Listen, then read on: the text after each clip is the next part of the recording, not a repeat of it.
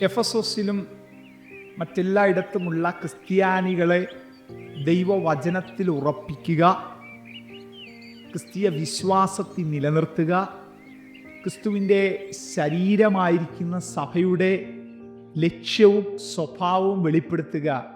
ഇതാണ് എഫേസ്യ ലേഖനത്തിൻ്റെ പ്രധാനമായിട്ടുള്ള ലക്ഷ്യം എന്ന് പറയുന്നത്. എഫെസോസിൽ മാത്രമല്ല, എല്ലായിടത്തുമുള്ള ക്രിസ്ത്യാനികൾക്ക് വേണ്ടി കൂടെയാണ്. അതുകൊണ്ട് ഉദാഹരണമായിട്ട് പറഞ്ഞാൽ, ഈ കാലഘട്ടത്തിൽ ജീവിക്കുന്ന നമുക്കിത് പ്രസക്തിയുള്ളതാണോ? 100% പ്രസക്തിയുള്ളതാണ്. അതുകൊണ്ട് എഫേസ്യ ലേഖനം നമ്മൾ ഏറ്റവും അനുഗ്രഹിക്കപ്പെട്ട രീതി കഴിഞ്ഞ ദിവസം പഠിച്ച് തുടങ്ങി. ഇന്ന് നമ്മൾ അതിൻ്റെ ചില കാര്യങ്ങളിലൂടെ പ്രാരംഭമായിട്ട് നമ്മൾ പഠിക്കുന്നു. ഇതാർക്കാണ് എഴുതിയത്? ഞാൻ ഇപ്പോൾ പറഞ്ഞല്ലോ, എഫെസോസിലും മറ്റെല്ലായിടത്തുമുള്ള ക്രിസ്തു മക്കൾക്ക് വേണ്ടി, ക്രിസ്ത്യാനികൾക്ക് വേണ്ടിയാണ് പൗലോസ് എഴുതിയത്. എവിടെ വെച്ചാണ് എഴുതിയത്? പൗലോസ് കിടക്കുന്ന കാരാഗ്രഹത്തിനകത്ത് വെച്ച് എഴുതപ്പെട്ട ലേഖനമാണ് എഫേസ്യ ലേഖനം. എത്രമാത്രം സഭയെക്കുറിച്ച് ആ ഭാരമുണ്ടെന്നുള്ളതാണ് നമുക്കതിനകത്ത് കാണാൻ കഴിയും. ഏകദേശം കാലഘട്ടം എന്ന് പറയുന്നത് AD 60-ലാണ് എഫേസ്യ ലേഖനം എഴുതിയതായിട്ട് വേദ പണ്ഡിതന്മാർ നമുക്ക് കാണുവാനായിട്ട് കഴിയുന്നത്. ഇതിൻ്റെ പശ്ചാത്തലം എന്ന് പറയുന്നത് സഭയിലെ പ്രശ്നങ്ങൾ പരിഹരിക്കുക എന്നുള്ളതല്ല, സഭകളെ ശാക്തീകരിക്കുക എന്നുള്ളതാണ്. ക്രിസ്തു കേന്ദ്രീകൃതമായ ജീവിതം നയിപ്പാൻ ഒരു വിശ്വാസിയെ പരിശീലിപ്പിക്കുക എന്നുള്ളതാണ്. ഇതിനകത്ത് ഏറ്റവും മർമ്മപ്രധാനമായ അധ്യായം എന്ന് പറയുന്നത് 6-ാം അധ്യായമാണ്. 6-ാം അധ്യായത്തിൽ കഴിഞ്ഞ ദിവസം ഞാൻ 6-ാം അധ്യായത്തിൻ്റെ പ്രത്യേകത ഞാൻ പറഞ്ഞല്ലോ. ഒരിക്കലും തോറ്റുകൊടുക്കാത്ത ഒരു പടയാളി, ഒരു തരത്തിലും തോറ്റുകൊടുക്കാത്ത പടയാളി. ആ പടയാളിക്ക് ദൈവം നൽകുന്ന ആത്മീയ ആയുധങ്ങൾ ഈ തലമുറയിൽ ജീവിക്കുന്ന എനിക്കും നിങ്ങൾക്കും അത് പ്രായോഗികമാണ്. ഒറ്റ ഉദാഹരണം, ആ ആയുധത്തിലെ ഒരു കാര്യം മാത്രം ഞാൻ പറഞ്ഞിട്ട് നമ്മൾ അടുത്ത ഭാഗത്തിലേക്ക് നമുക്ക് നീങ്ങാം. ഒരു ആയുധം അതിനകത്ത് ദൈവവചനമെന്ന ആത്മാവിൻ്റെ വാള്. ദൈവവചനമെന്ന ആത്മാവിൻ്റെ വാള് 6-ാം അധ്യായത്തിൽ പറയുന്നുണ്ട്. ദൈവവചനം ഇതൊരു ആത്മാവിൻ്റെ വാളാണ്. നമ്മുടെ കയ്യിൽ എഴുതപ്പെട്ട് ഇരിക്കുന്ന വചനമുണ്ട് അല്ലേ? ഉൽപ്പത്തി മുതൽ വെളിപ്പാട് വരെ നമുക്ക് നൽകപ്പെട്ടിരിക്കുന്ന തിരുവചനത്തിനകത്തെ എല്ലാ വചനങ്ങളും ദൈവശ്വാസീയമാണ്. ദൈവത്തിൻ്റെ വചനം ദൈവശ്വാസീയമാണ്. അതാണ് പൗലോസ് തന്നെ വേറെ ഭാഗത്ത് പറയും, എല്ലാ തിരുവെഴുത്തും ദൈവശ്വാസീയമാകയാൽ ദൈവത്തിൻ്റെ മനുഷ്യൻ സകല സൽപ്രവർത്തിക്കും വക പ്രാപിച്ച് തികഞ്ഞവനാകേണ്ടതിന് ഉപദേശത്തിനും ശാസനത്തിനും ഗുണീകരണത്തിനും നീതിയിലെ അഭ്യാസത്തിനും പ്രയോജനമുള്ളതാകുന്നു. അപ്പൊ ഈ നൽകപ്പെട്ടിരിക്കുന്ന, എഴുതപ്പെട്ടിരിക്കുന്ന വചനം നമ്മൾ വായിക്കുമ്പോൾ നമ്മുടെ ചിന്തയിലായത് കയറുന്നത്, നമ്മുടെ ബുദ്ധിയിലായത് കയറുന്നത്, മനഃപ്പാഠമാക്കുമ്പോൾ നമ്മുടെ ബുദ്ധിയിലായത് കയറുന്നത്. പക്ഷെ ഈ വചനം നമ്മുടെ ഉള്ളിൽ നിന്ന് റീമയായിട്ട് പുറത്തു വരണം. റിട്ടൺ വേർഡ് ലോഗോസ് അത് വെളിപ്പാടായിട്ട് പുറത്തു വരണം. ഉദാഹരണത്തിന്, ഒരു രോഗിക്ക് വേണ്ടി നമ്മൾ പ്രാർത്ഥിക്കാനായിട്ട് പോവുകയാണ്.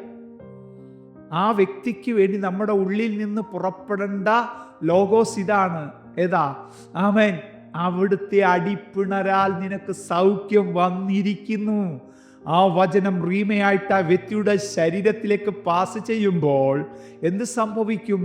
ദൈവവചനമെന്ന ആത്മാവിൻ്റെ വാളിൻ്റെ പരിവർത്തനം കാണുവാനായിട്ട് കഴിയും. ഇത് ഏതെങ്കിലും കൃപാവരപ്രാപ്തർക്ക് മാത്രം പറഞ്ഞിട്ടുള്ളതല്ല.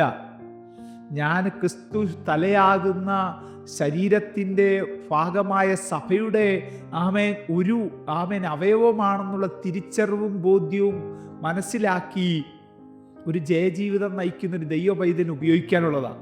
നിങ്ങളൊന്ന് അപ്ലൈ ചെയ്ത് നോക്കിയേ. എന്നെ ജാഗ്രതയോടെ അന്വേഷിക്കുന്നവരെ കണ്ടെത്തും. ദിവസം പ്രതി എൻ്റെ പടിവാതിക്കൽ കാത്തുകൊണ്ട് എൻ്റെ വാക്ക് കേട്ടനുസരിക്കുന്നവൻ ഭാഗ്യവാൻ.